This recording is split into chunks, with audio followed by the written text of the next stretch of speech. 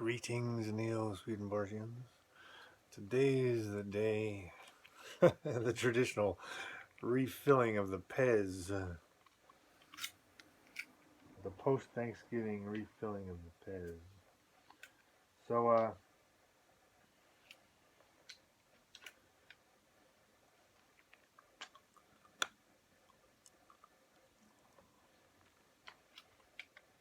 what's the point today?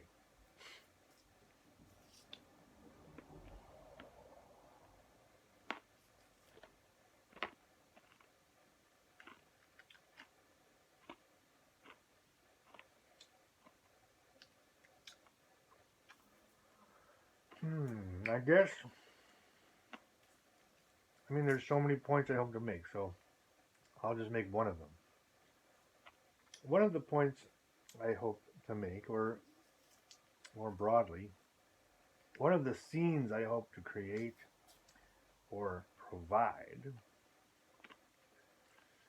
is a scene where it's a-okay to invite somebody dead. Now, you don't have to invite somebody dead, but the fact of life is that a lot of people, either consciously or not, are carrying around these dead people with them. And I'll give you an example. When I was in college, when I lived in this shared housing, so there were 7 of us in this big apartment, and everybody had their own room, and we shared a kitchen. But it was upstairs, second story, and you could hear who was coming up. You could hear people coming up and down the stairs. So one night, I'm sitting there in my room, and I hear my flatmate coming up the stairs talking to somebody. And the flatmate is saying, da da da. There's this kind of like a one-sided conversation going on. So I thought, ooh, so-and-so was bringing somebody home, because it sounded kind of drunken and it was late at night. And I thought, oh, this is some juicy bit of gossip. So I was tempted to go into the kitchen, because I heard them go in the kitchen and to actually see this person, but I didn't, because, I decided to just let them have their privacy. So the next day I asked my roommate who it was they were talking to the night before, and the answer was that they were talking to so-and-so, who was their friend that died in a car crash 2 or 3 years earlier. So this is a young woman who's like 23, and some other schoolmate of hers, died in a drunk driving crash, and this person was very close to her, and she kind of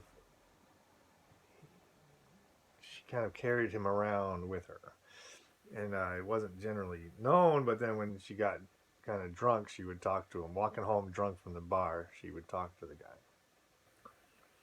guy. My personal story is when I was 19, my older sister died in a car crash, unexpectedly, of course.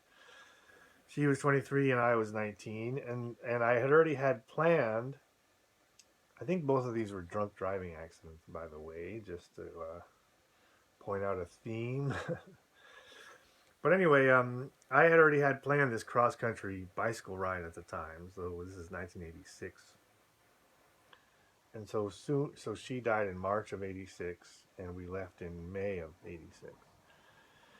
And so riding a bicycle cross country, you're just kind of sitting there riding your bike. You got all day to think, So I got a kind of a sense that she was with me, And that's not uncommon.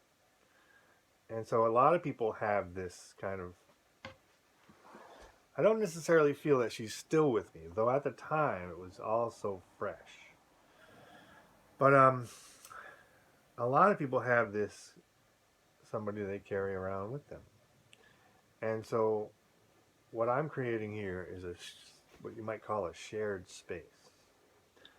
A shared space where it's okay to bring that person. It's okay to mention that person. It's also okay to not say anything. You don't have to vocally participate. It's your own thing. But to recognize that a lot of people do that, a lot of people have that, and it's not really that big of a deal. And then to create a space where you can bring that person and talk about that person, maybe even talk to that person, talk about that person to someone else. It could all be rather therapeutic, I imagine.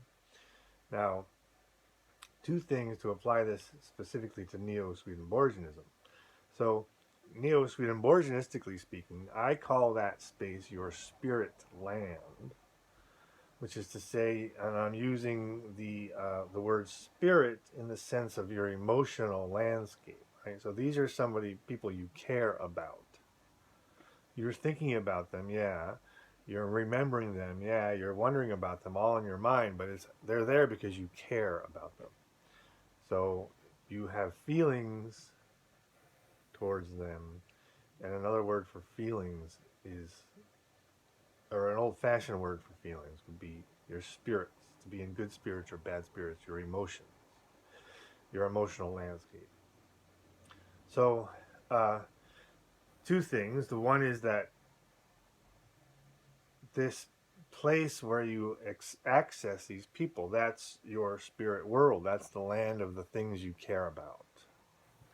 And everybody has one of these. So when I say spirit lands, I often connect it with the Summerland, but it doesn't have to connect with Summerland. It could just be a completely earthbound, rational acceptance that you have this emotional landscape, right? So I turn this whole thing into this map of the spirit lands, akin to the spiritualists, but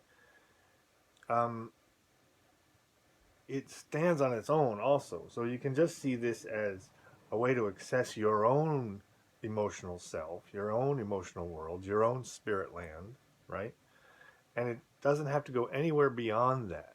So it's really possible to have this whole conversation without ever talking about any kind of afterlife whatsoever. Because really this is a roadmap or a kind of a map to your own spirit world. And if you have feelings, you have a spirit world, because I'm using those two words interchangeably. So that's number one, Neo-Swedenborgianistically, and that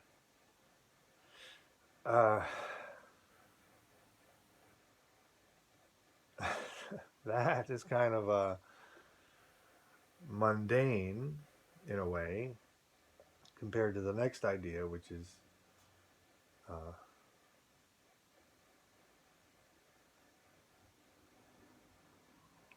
kind of sacred in a way. By mundane, I would say profane, mundane versus the sacred. And so the sacred is to say that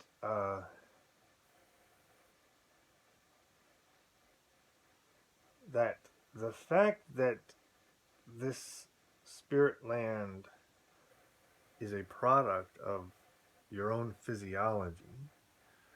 Okay, if we're going to accept that it's all in your head, it's a product of your physiology, it's a product of, as I've said before, language acquisition.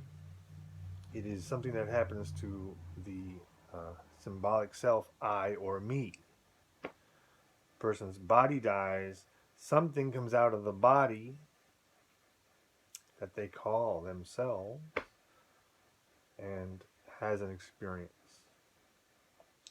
Well, the sacred bit is to say that if this is purely a physiological phenomenon, that means it involves electrical charges, magnetism in some way maybe, and the actual brain chemistry of your brain. Okay, so that suggests that, let's say, grandma, because these people have an NDE and they see grandma, that means that grandma is something in your physiology. So when you bring up your memory of grandma,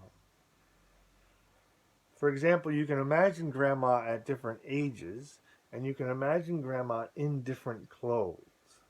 But it's still grandma. It's young grandma, it's old grandma, it's nice grandma, it's a mean grandma, it's grandma at home in her pajamas, it's grandma at your brother's wedding when she was all dressed up, right? You have all these different images of grandma. Um,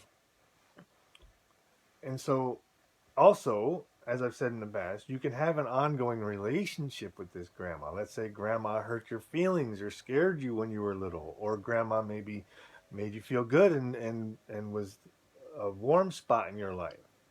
You can you can you can look at these feelings and they can change over time. And so what I'm saying is that the relationship with this grandma character is dynamic, just as if it was a relationship with a real living person. And so the number two, which is understandably far out, which is why I'm kind of trying to soften the blow, but the number two is that this general saying that people have, which is, oh, the so and so lives in your heart. They live in my heart. They live in the heart of everybody who loved them. And that's a kind of a figure of speech. Well, the thing I'm saying is that that counts as life, and that they are therefore still alive. Right? That weird enough for you? 12 minutes. Thanks. See ya. Bye.